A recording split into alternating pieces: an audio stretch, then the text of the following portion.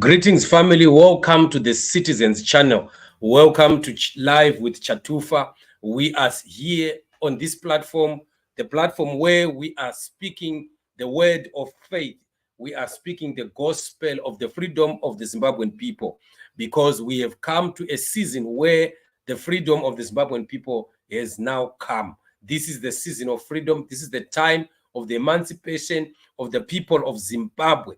And those that understand what is happening in the spirit realm, they can testify that indeed we are getting to the close, the very, very end of ZANU-PF.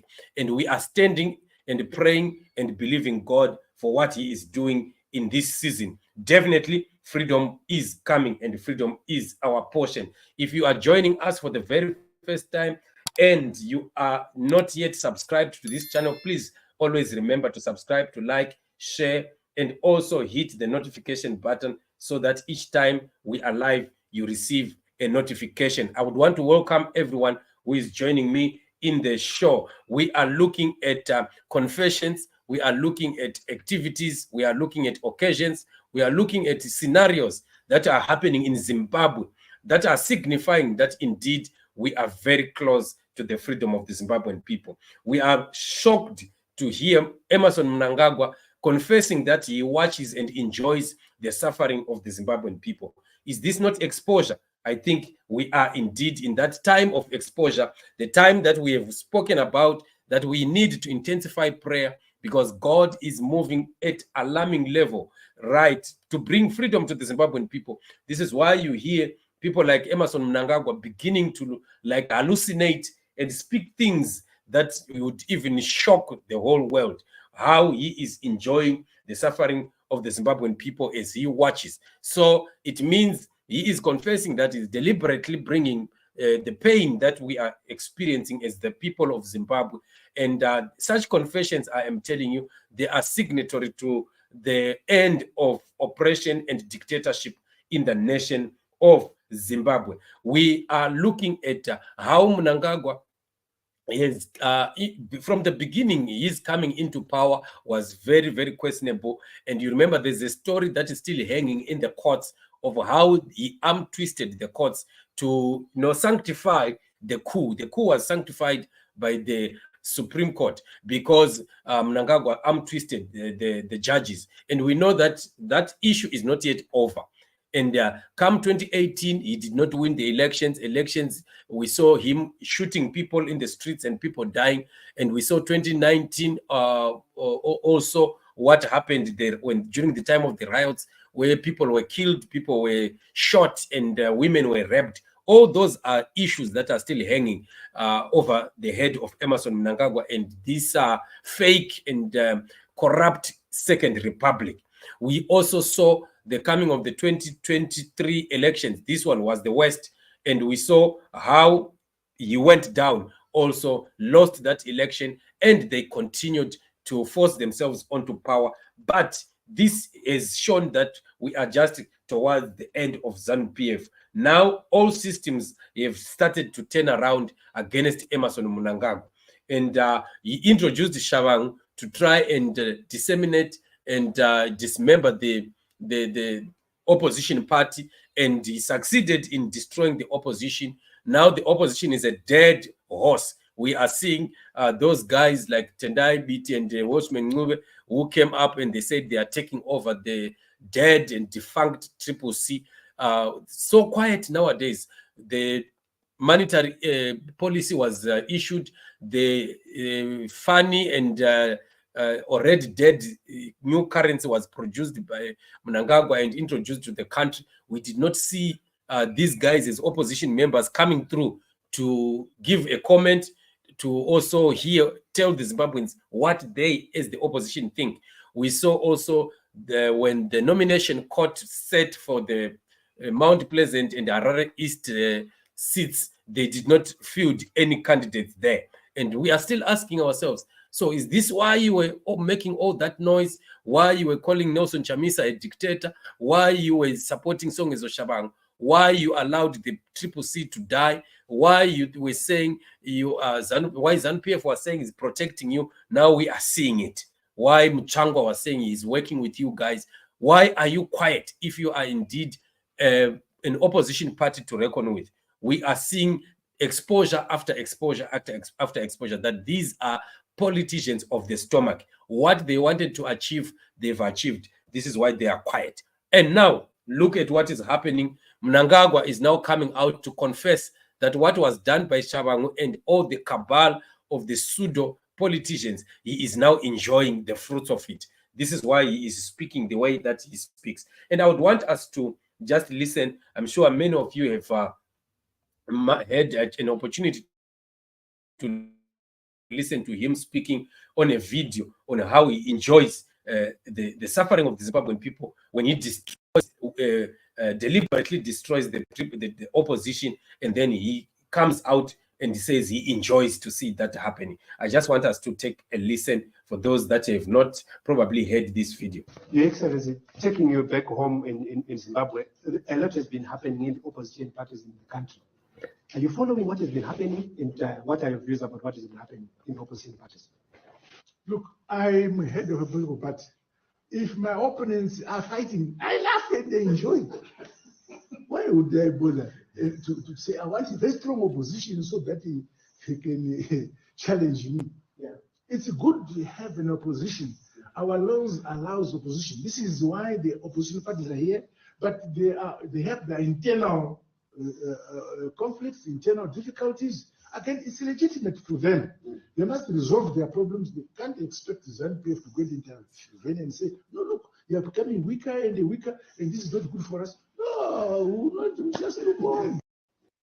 Right, exactly. Can you hear this?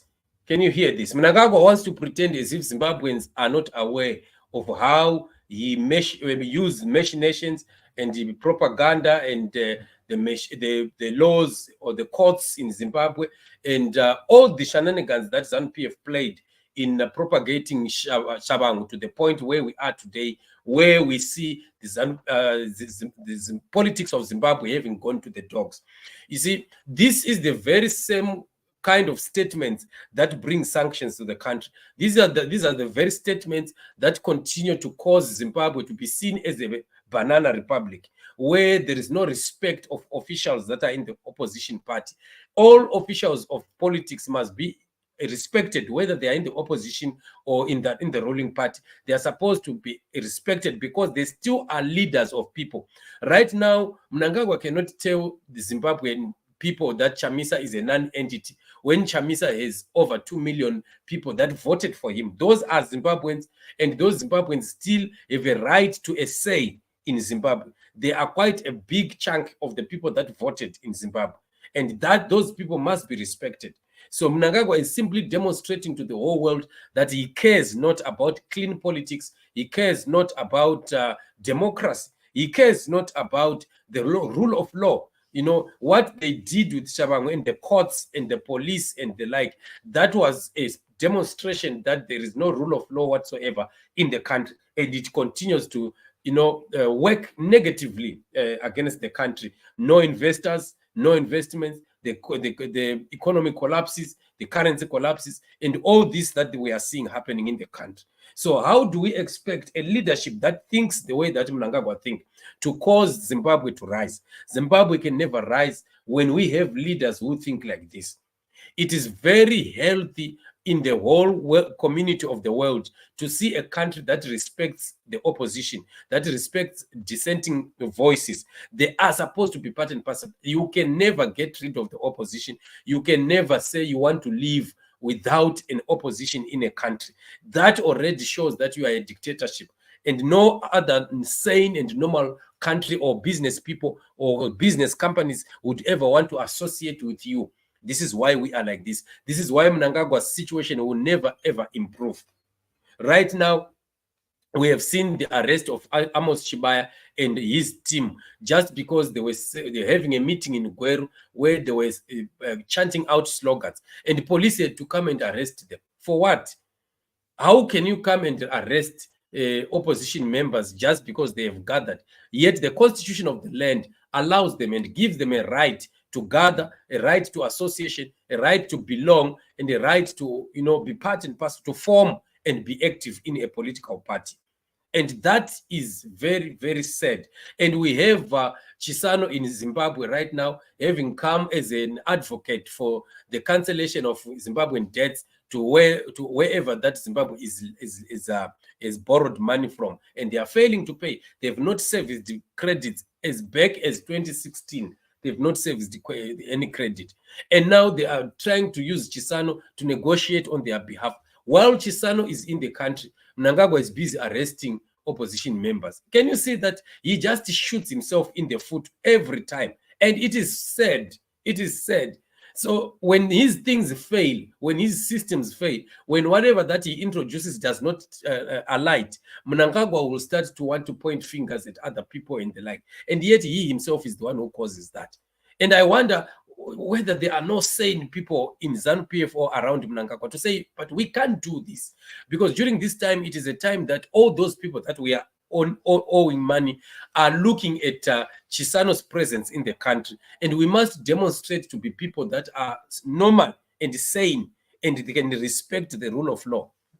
They always want to do funny things. You remember during the time of the elections, before the observers were out of the country, Mnangagwa and international journalists, Mnangagwa shot those people in the streets. In 2023, you remember, before international community and international journalists, those people who went and started to grab papers from Promise Mkwananzi, you still remember during that press conference. Imagine when he is addressing the whole world, and Mnangagwa would, with all impunity, send his people, his hooligans, to go and want to abduct Promise Mkwananzi right in front of the eyes of the whole world. Just imagine. So when we have people like that, and we have a current situation that we see in Zimbabwe today, who is to blame?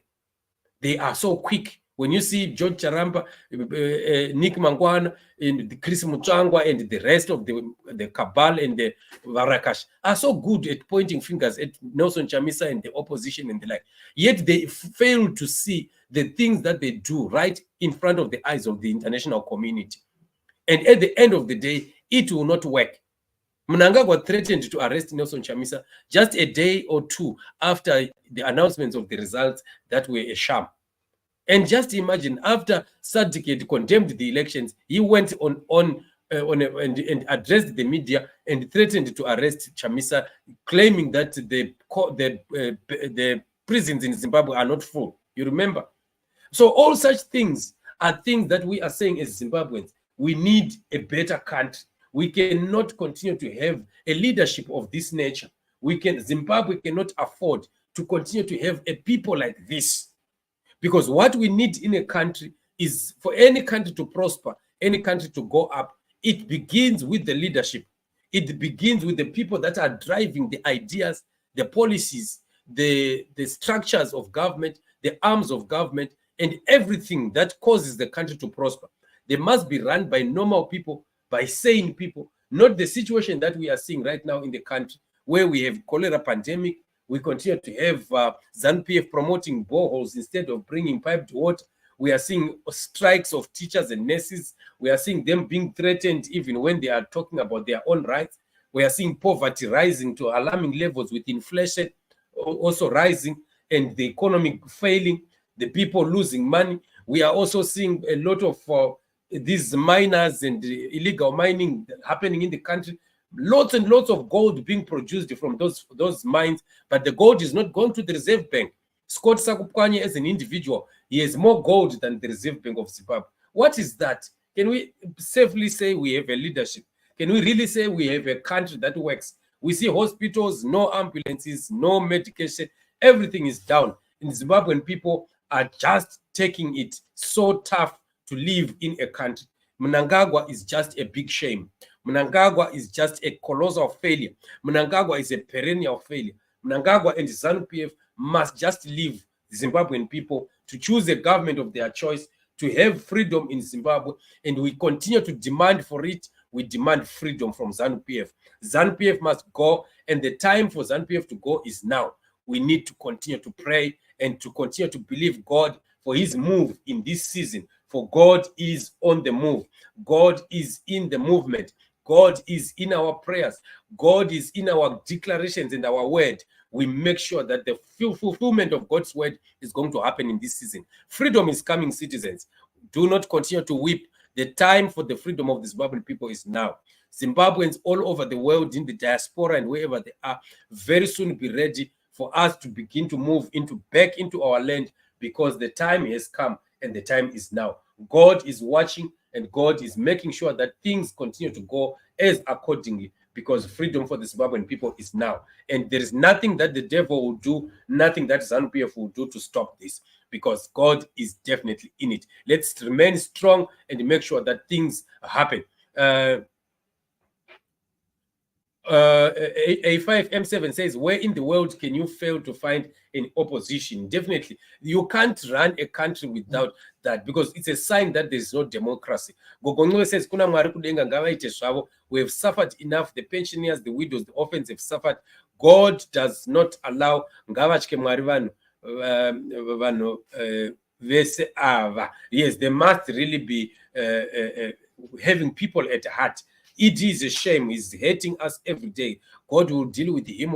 With him. One even Shabang, my heart bled when I think what he did. I pray to God every day to deal with Shabang. Shabang is going to meet his fate. Whatever that he has caused upon Zimbabwe is not going to go unchallenged and unpunished.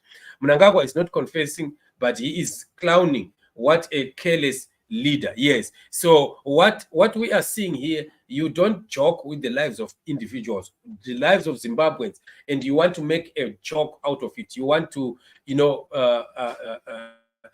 to turn it into some kind of a satire or a joking issue. It's not a joking issue, because this is an issue of life and death, and we are seeing many Zimbabweans, their lives are just operating below the datum line, the poverty datum line, because of what Mnangagwa is doing. But definitely, citizens, we are saying our time of freedom has come. The time for the Zimbabwean people's freedom is now. Let us continue to pray for our nation. God is in it, and definitely this situation that we see today is not going to be there for longer than this. Our time for freedom has come. So I would want to just continue to thank you for joining me on the show. Thank you for supporting this platform. Thank you for those that are always there and standing for the platform, and we are stronger because of you. We will continue to spread the gospel of the freedom of the Zimbabwean people. So till we shall meet on the main channel very soon, I think around 7 o'clock, we are going to be meeting on the main channel and talking again on the issues affecting the country. So for now, I will leave you in peace. Shalom, remain blessed.